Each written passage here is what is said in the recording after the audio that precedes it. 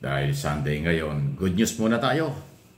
9 billion pesos inilabas ng Office of the President para bumaba ang presyo ng rice at iba pang pagkain. Ito po yung kinumpirma ni Secretary Laurel ng Department of Agriculture. Pakinggan natin itong report ng PTV4 na siya hong nagbalita at pag PTV4, Office of the President, lihiti mo yan. Walang fake news yan. Ito po yung report tungkol dito. Para maganda naman. Sunday, kailangan ay good news. Audio ng PTV sa Balitang Pambansa. Naglaan si Pangulong Ferdinand R. Marcos Jr. na malaking pondo para bumili ng palay sa mga lokal na magsasaka. Kapag kasundaan namin sa NFA Council na mamimili tayo ng palay this year, si Laurel, minimum ng 23 pesos per kilo at pwedeng umabot ng 30 pesos per kilo. Depende na sa market. Naglaan din ang ating mahal ng Pangulo na si President Bongbong Marcos ng 9 billion pesos para makabili tayo ng palay mula sa ating mga farmers. Karagdagang pondo ito mula noong nakaraang taon. Kasunod nito, isinagawan ang turnover ng bigas ng National Food Authority sa mga local government unit na nagpakita ng interes sa kumuha ng NFA rice kahapon. Kasunod ang deklarasyon ng National Food Security Emergency sa bigas. Inilabas ang DA sa pamamagitan ng Food Terminal Incorporated o FTI ang bigas na ipinamahagi sa mga lokal na pamahalaan. 67 LGUs na ang nagsignify na kanilang interes sa pagbili ng NFA rice. Kabilang dito ang San Juan, Valenzuela, Navotas at Camarines Sur. Ibebenta ang NFA rice ng 33 pesos kada kilo sa mga LGU, habang maaari itong ibenta ng mga LGU, government agencies at GOCC sa mga mamimili ng hanggang 35 pesos per kilo. Samantala, sinabi ni DA Secretary Francisco Q. Laurel Jr. na plano ng ahensya na isama ang Food Terminal Incorporated at Planters Product Incorporated sa Minimum Access Value o MAV ngayong taon. Ang MAV ay ang import system na mas mababa ang taripa kagaya ng baboy na may 15% tariff. Base sa inisyal na direksyon ng DA, sa 55,000 na tonelada ng MAV, 30,000 tonelada ay mapupunta sa processor habang 15,000 tonelada naman ang sa DA sa pamamagitan ng FTI at PPI. May capability tayong bumili ng pork from abroad para to tame prices if needed using the lower tax of MAV. At ang iiwan natin sa ating mga traders is 10,000 tons. Equally distributed. Nilinaw ng kalihim na hindi delayed ang MAV ngayong taon dahil nasa unang kwarter pa lang ang taon.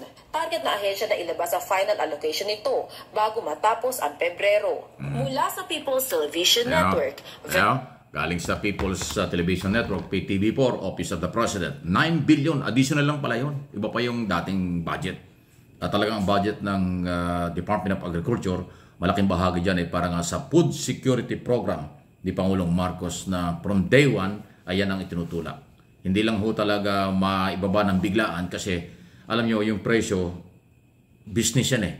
Pag bigla mo binaba ang presyo, aangal, masasaktan ang business community. Pagka naman tinaasan mo, pinabayaan mo mataas ang presyo, ang nirereklamo naman ay consumer. Kaya napakahirap po, kaya kailangan dyan balance. Para din pamasahe yan sa public transport. Pag tinaas mo yung pamasahe, iiyak yung commuter. Panalo yung mga nasa transport business. Pagka naman ibinaba ang pamasahe, laki ng gastos ng transport group, iiyak naman yung negosyante. Ganun po yan. Kaya talaga ang gobyerno, napakahirap ng sitwasyon, laging babalansehin yan. Yung pangako, hindi naman pangako yun yung pangarap. Iba kasi yung pangako sa pangarap. Although sinasabi ng mga kritiko na ang Pangulo daw inangako, hindi ho pangako yun. Ang kay Pangulong Marcos, pangarap niya na umabot ng 20 pesos pero hindi mangyayari yun. Hindi pa mangyayari. Hindi ganun kadali kasi nga tatamaan ng negosyante. Yun ay pangarap lang. Hindi yun policy. Hindi yun direktiba. Iba yung direktiba, pangako kaysa pangarap. Ang naging pangako o yung mga gunita ng 2018 State of the Nation Address ni dating Pangulong Duterte. Nasabi niya paabutin yata niyang 7 pesos ba yun? Sobrang baba. O yun. Yun ang pangako kasi sinabi niya sa SONA.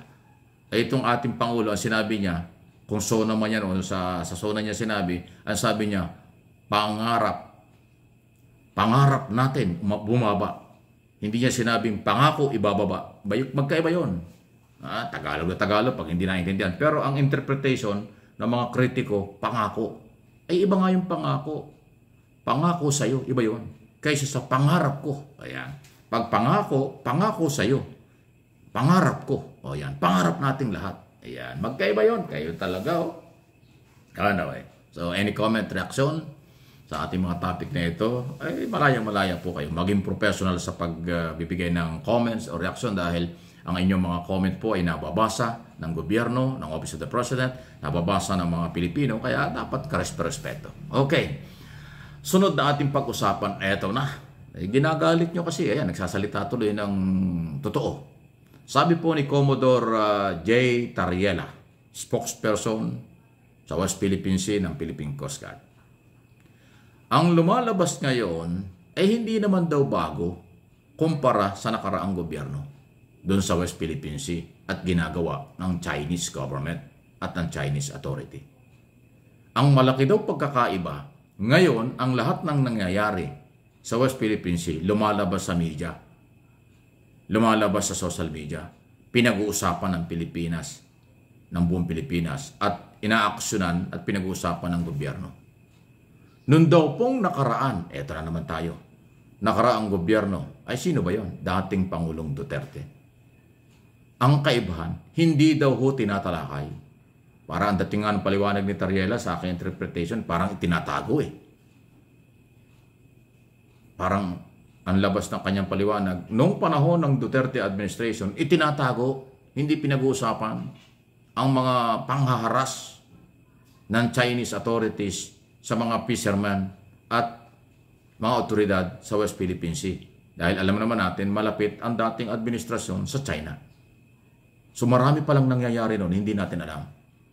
Di katulad ngayon, anytime na may mangyari, bulgar kaagad kasi inilalabas ng Coast Guard, inilalabas ng military, inilalabas ng mga media ang totoong nangyayari. So mas okay pala ngayon nalalaman natin. Hindi pala bago. Maaaring lumala lang, nadagdagan lang, pero dati nang nangyayari during Duterte administration. Actually, ng panahon ni Arroyo, panahon ni Erap, panahon ni Aquino, talagang nandyan na yung harassment Akala natin, at nung iba, nung panahon ni Duterte, nagbago yun dahil malapit siya sa China. Hindi pala. Sabi ngayon ng Coast Guard, ganun din. Hindi naman nagbago ang harassment. Ang pagkakaiba lang, ngayon napapag-usapan dahil hindi pinagbawal ng gobyerno. Nung nakaraan, tinago. Nakita mo na. Bakit sinasabi nila na mula daw nung dumating ang Marcos administration, lumala ang problema sa West Philippine Sea at ginagawa ng China? Hindi pala totoo yun. Dati na palang malala. Pinagtago, itinago lang, pinagtakpan lang. Ngayon, walang nagtatakip dahil gusto ng ating Pangulo yung transparency, responsibility, transparency, and accountability. Yan ang policy ng ating administrasyon.